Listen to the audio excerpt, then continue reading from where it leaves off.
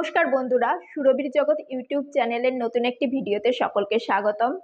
আশা করছি যে যেখান থেকে দেখছেন সকলে ভালো আছেন, সুস্থ আছেন। আমরাও ভালো আছি, সুস্থ আছি।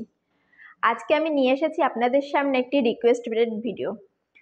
আমার এক সাবস্ক্রাইবার বন্ধু সে রিকোয়েস্ট করেছিল আমার পূর্বে যে ভিডিওগুলো দেয়া হয়েছে সেখানে সিল্ক শাড়ি আয়রন এবং কটন শাড়ি আয়রন, সেই ভিডিওটা দেখে তিনি বলেছেন যে একটা ব্লাউজ আয়রন ভিডিও দিতে। তো আজকে নিয়ে চলে এসেছি আমি সেই ব্লাউজ আয়রন কিভাবে করি আমি। চলুন তাহলে দেখতে থাকুন। এই যে আমি একটা ব্লাউজ নিয়ে নিয়েছি।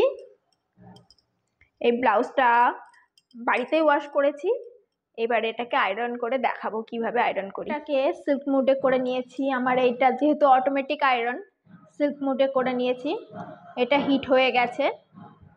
এবার চলুন আগে ব্লাউজের সমান করে নিতে হবে। হুকগুলোকে পুরো সেটিং করে নিয়ে সমান করতে হবে। আমি হুকগুলোকে আগে সেটিং করে নিচ্ছি, তারপরে এটাকে সমান করে পেতে নিতে হবে। সবকটা হুক লাগানোর দরকার নেই, তবে সবকটা যদি লাগিয়ে নেওয়া যায় খুব ভালো হয়, টান টান হবে একদম। এই যে এবার টান টান করে নিলাম। এবার প্রথমে হাতাটাকে আয়রন করতে, এই যে হাতাটা ভালো করে আগে আয়রন করে নিতে হবে, সামনে পেছনে দুদিকেই।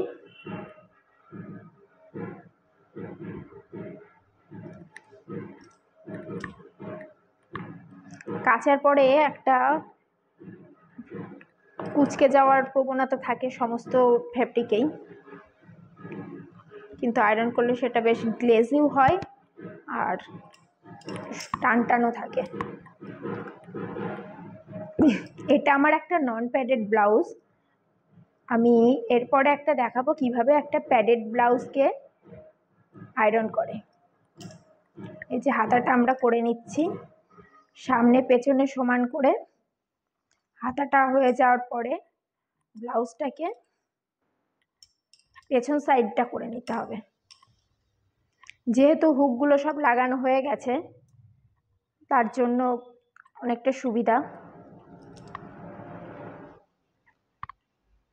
এই যে দেখুন, ভালো করে ধরে ধরে করতে হবে, ডিজাইনগুলো ধরে ধরে করতে হবে। কাঁধের পোর্শন, পিঠের পোর্শন, হুকঘাটি, হুকপটি, সেই জায়গাগুলো বেশ সুন্দর করে করে। এটা রাউন্ড শেপ আছে তাই সেই শেপটা হিসাব করে করতে হবে, না হলে পরে যখন ব্লাউজটা পরা হবে কীরকম কুচকে কুচকে থাকবে। পেছন পোর্শনটা হয়ে গেল, এবার সামনের পোর্শনটা করছি। সামনের পোর্শনটাও ঠিক একইভাবে করতে হবে। ভালো করে গলার পোর্শনটাও যাতে ব্লাউজের গলার পোর্শনটাই সব থেকে বেশি দেখতে ভালো লাগে, এবং সেই জায়গাটা টান টান করে যদি আয়রন না করা থাকে দেখতে খুব বাজে লাগে শাড়ি পরার পরে। কাঁধ এবং গলা আর হাতা এইটুকুই তো ব্লাউজে বেশি দেখা যায়, সুতরাং সেই জায়গাগুলো যদি কোঁচকানো কোঁচকানো ভাব থাকে তাহলে একটুও ভালো লাগে না। এই যে এটা কাচার পরে একটা কোঁচকানো ভাব ছিল, সিল্ক মেটেরিয়ালে হলে পরেও একটু কোঁচকানো ভাব থাকে, সেটাকে সিল্ক মুডে দিয়ে আয়রন করে নিলে গ্লেজটাও বেশ বাড়ে, তার সঙ্গে সঙ্গে একদম শাড়ি টান টান হয়, দেখতেও খুব সুন্দর হয়। এই যে ব্লাউজটা আমার হয়ে গেল প্রায়, বেশিক্ষণ সময় লাগে না। আর যারা হয়তো ভয় পাচ্ছে যে ব্লাউজ কি করে করব, নষ্ট হয়ে যাবে, এত ভালো করে একটা ব্লাউজ বানাই তারপরে যদি নষ্ট হয়ে যায়, পুড়ে যায়, হিটটা প্রেস করে রেখে দেওয়া যাবে না, সব সময় এটাকে ডলতে থাকতে হবে, এক জায়গায় স্থিরভাবে রেখে দেওয়া যাবে না, তাহলেই নষ্ট হয়ে যাবে। আর একটুখানি পুড়ে গেলে সে জিনিস আর ভালো লাগে না, সেটা তো সবাই জানি। তো আমরা এরকম করে ডলতে থাকবো, তাহলে পরে এই যে সুন্দরভাবে হয়ে গেল।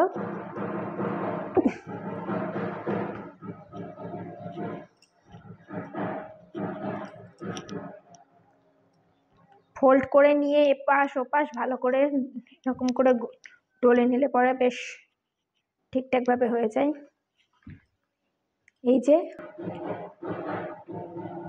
এই যে দেখুন আমার ব্লাউজটা কি সুন্দর আয়রন হয়ে গেল। এটা সিল্কের ওপরে, কিন্তু কাচার পরে যেরকম ছিল এখন আয়রন করার পরে কি সুন্দর হয়ে গেছে। এই যে সামনের পোর্শনটা আর এই যে পেছন পোর্শনটা। এবার এটাকে ফোল্ড করে আলমারিতে গুছিয়ে রেখে দেব।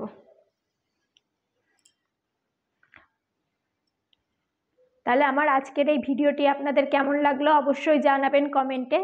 আর ভালো লেগে থাকলে লাইক করবেন, কমেন্ট করবেন।